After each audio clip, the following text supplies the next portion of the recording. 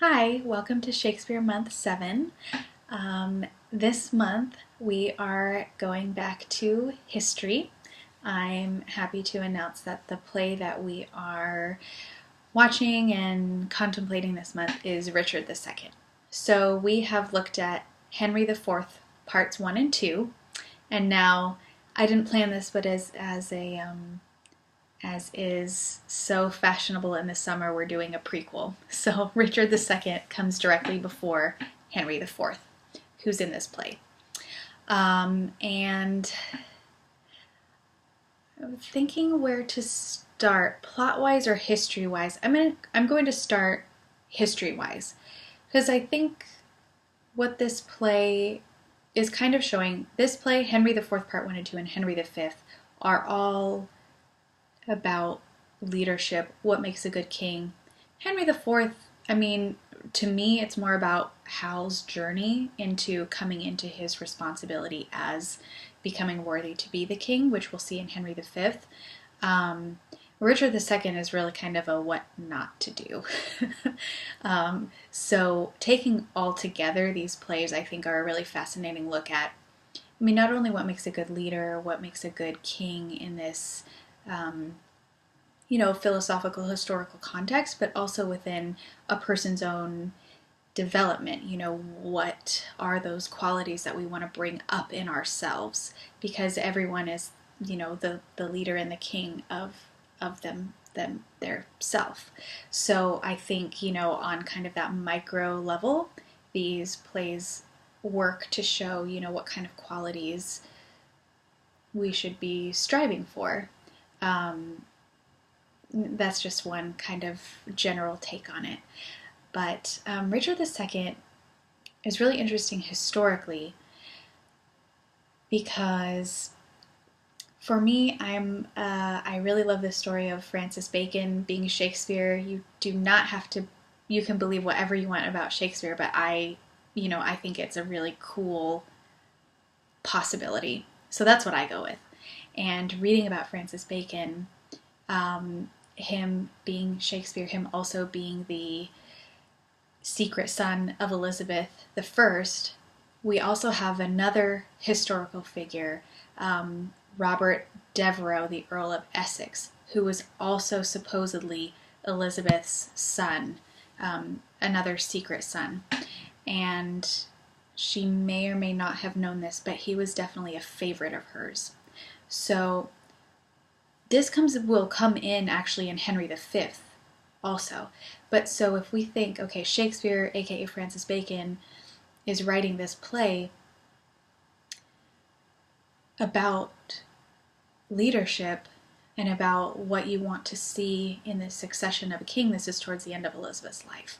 Well, what happens is this play, as I'll talk about when you get to the plot, Richard II, he makes a lot of mistakes, and he is, to me, he's just not a good king, and he gets overthrown and murdered.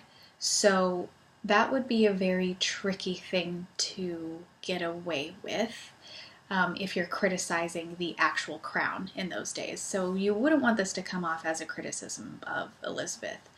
But this play, so there's a, perhaps apocryphal story that Elizabeth, in around this time, we're talking about 1601, I think, was, looking through some histories and reading about Richard II, and she told one of her advisors, know you not, I am Richard II. Like, it's like she is, weak, and her mental faculties are not there, and she's susceptible to being deposed. That's not a flattering comparison.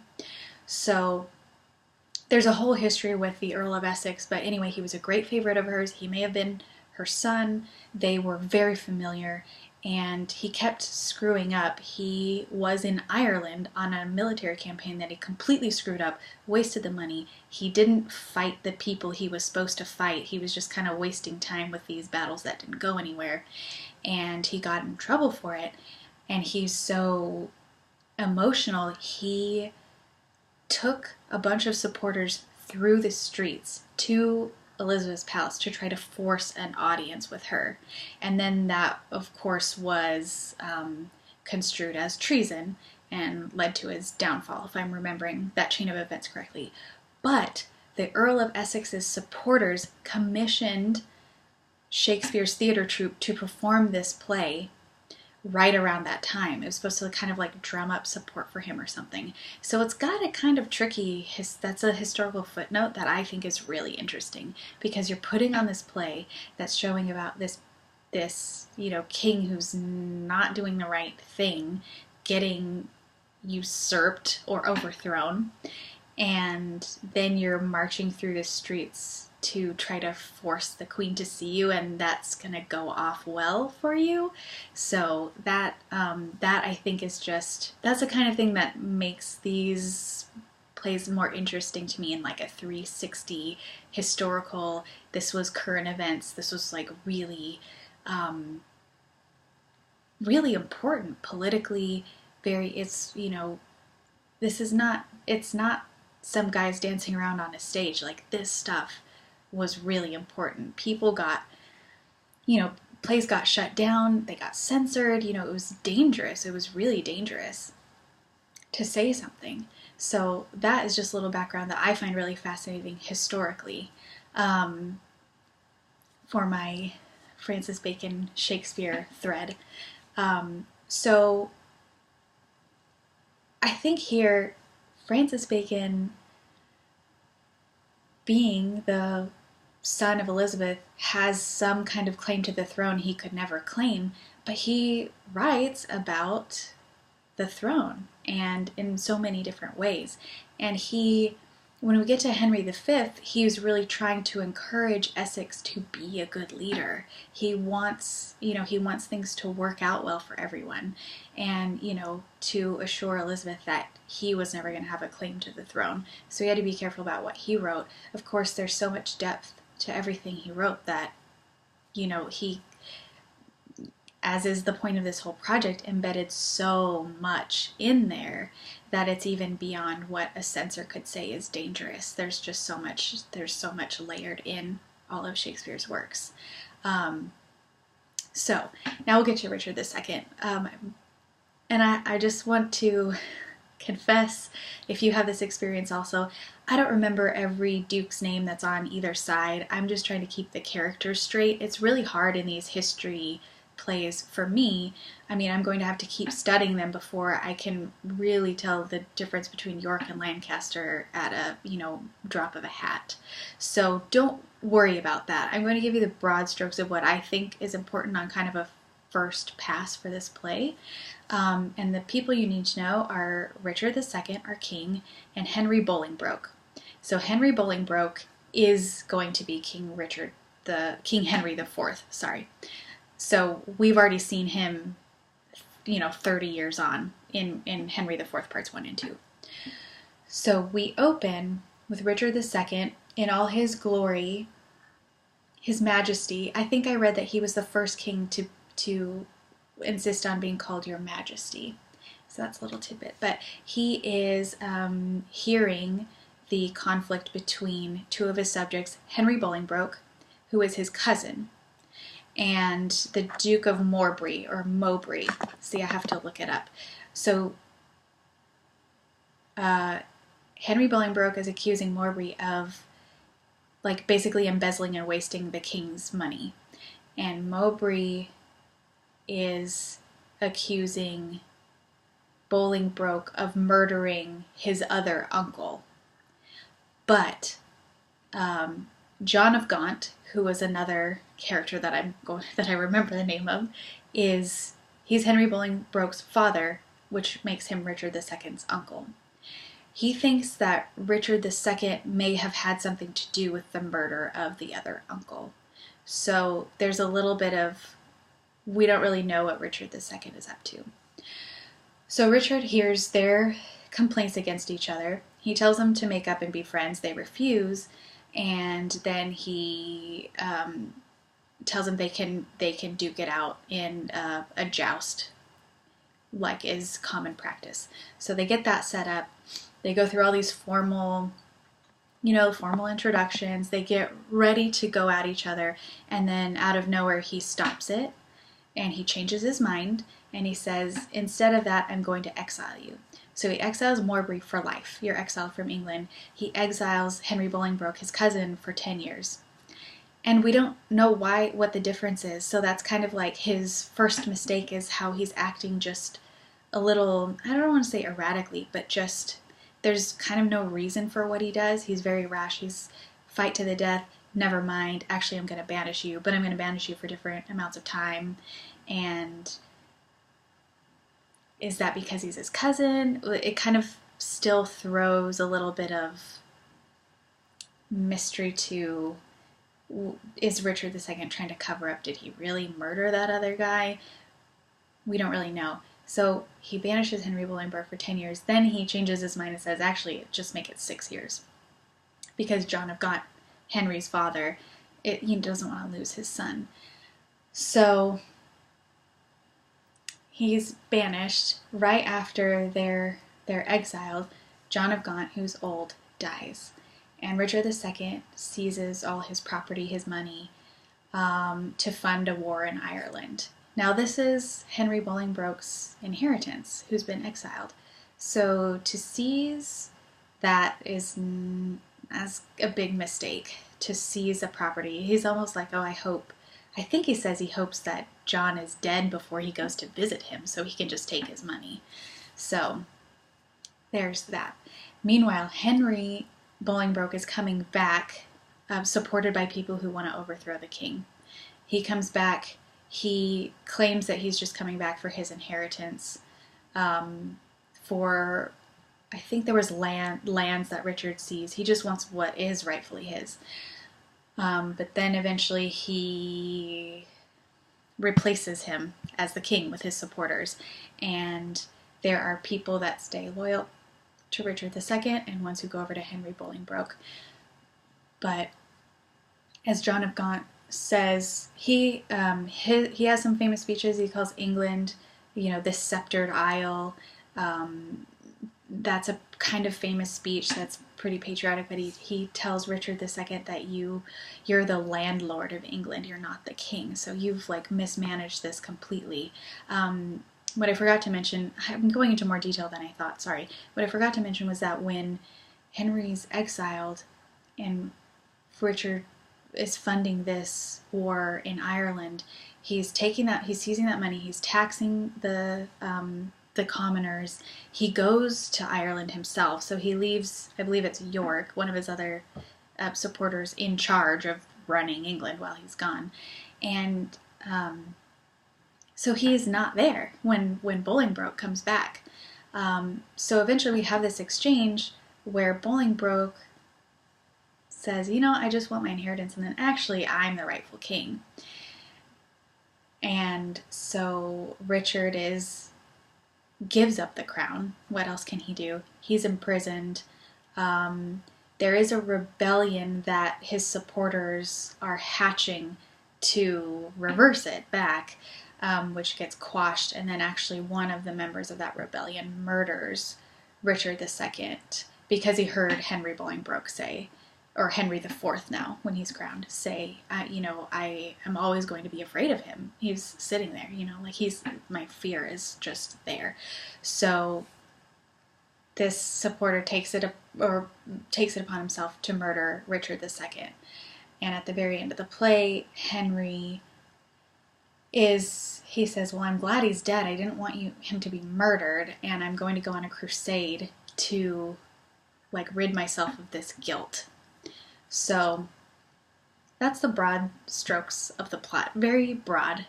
And what's interesting to me is Henry IV. So he's politically much smarter. He has a way with the common folk, which we'll talk about in a minute with Richard II, his whole deal. And he's just more, we're going to talk about the right of kings, but he's, you can't just be like, oh, God appointed me, I can do whatever I want. It's you also have to be smart and know what you're doing, and that is what proves that's also what proves your worthiness. So we have that, and then we have in the Henry IV and V, we have Hal kind of going from that he's not worthy of the crown and getting to that place where he is worthy of the crown, and he's going to be the one that's like the example of a good leader. So Henry IV is kind of, I guess it depends on how you feel about him. I think he's kind of in the middle. And as we saw in Henry IV parts 1 and 2, he is plagued by guilt of how he came by the crown. And he says, heavy, heavy lies the head that wears the crown. Because he's always looking over his shoulder because of how he got the crown. So once you get it like that, you can never relax and feel safe, which we'll also get to in Macbeth and probably other things too. And I'm recommending this version, The Hollow Crown. There are lots of versions of Richard II. I would love to have seen a couple that I don't think have been filmed of the Globe and the Royal Shakespeare Company. But The Hollow Crown, which is the same, I recommended their Henry IV versions. This Richard II one is really good. It has Ben Whishaw. And what really strikes me about it, because I get the plot and there's a lot of poetry in this one, so I would say we've got the basic story and just see what lands for you with the poetry. There's a lot of imagery about, he loses his mind a little bit at the end, so there is a lot of poetry in this play. So just let it wash over you and see if anything sticks to you. There's one phrase that I'm just going to look it up. I wrote it down, that even out of context just jumped out at me this time. And it is when Henry Bolingbroke is being banished. And there's a lot of flattering the king. And he says, Richard II banishes him. He says, "Your will be done. This must my comfort be. The sun that warms you here shall shine on me. And those his golden beams to you here lent shall point on me and gild my banishment." And I just thought that's a beautiful image that, he could just be flattering him, but that, no matter how far I am away from my sovereign or, anyone, that we're looking at the same sun. It's shining its light on me just as it's shining its light on you, and that takes away the pain of being banished from you. And I just thought that's such a beautiful phrasing, and it's a beautiful concept, especially if you have read or, contemplate the sun as kind of a spiritual presence. It shines its light. It gives us all life. It doesn't care who we are or what we've done. Every day it's there allowing us to live. And I just love that imagery. And I'm taking that out of context in the play, and that means something to me. So I hope you find something in these plays that just jumps out at you, and it doesn't have to relate to, you can relate it to anything. But that's one thing that I love about Shakespeare. So back to Richard II. In this production, especially, Richard II, he's like spacey. He's not all there, and he believes, so the thing about him is it's the divine right of kings. Basically, I am God, whatever I do is unquestionable because I am ordained, I'm appointed by God to be the king. And he's pretty full of himself, and you can even see the way he moves, and he's just very separate from everyone. And what I was talking about in the beginning of this talk is he just changes his mind. And so he really gives no regard for anyone else. That's my take on it. And he's very ethereal, but I would say it's just like he's not all there. He's much more occupied with his divine estate, but he's not doing anything with it except, he's not a servant leader. He's just, I'm great and I can do whatever I want, and it doesn't matter what anyone else thinks. And then he's got maybe some shady dealings, maybe murdering people also. So it's just, and I think the performance that I'm recommending is really beautiful because there is something he's just really not in the same world as everyone else. And I really appreciate that. I think it's a really great contrast to the other kings we're seeing. So especially in the beginning, just the way he interacts with everyone is very telling, and it's different than everyone else. And then you have Henry Bolingbroke, Henry IV, who's much more practical. He speaks more plainly to other people. Richard II even notices when he's being exiled that the common people are kind of cheering him away. They like him, and they don't do that for Richard II. So there's a theme of relatability too, but also this divine right of kings.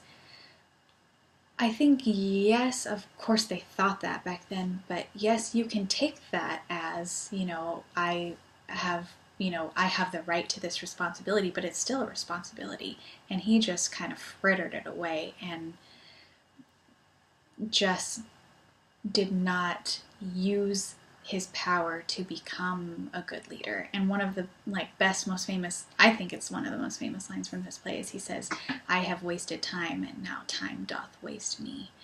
And he just, I don't know what it is. It's the energy of this character that when I contrast it with Henry IV and Henry V is just, to me, he's just not there. And that's my impression of him from this. I would love to continue watching different performances and comparing them, because I think you can learn a lot from that and get a lot of different things out of the same play by watching different people's interpretations. But yeah, you just watch it, and the funny thing is Richard II has been classified as a tragedy and a history play. So it definitely is both, but with the historical context of the time when Shakespeare was writing it, and just with this as part of this series on leadership, it's not good. He's not a good king.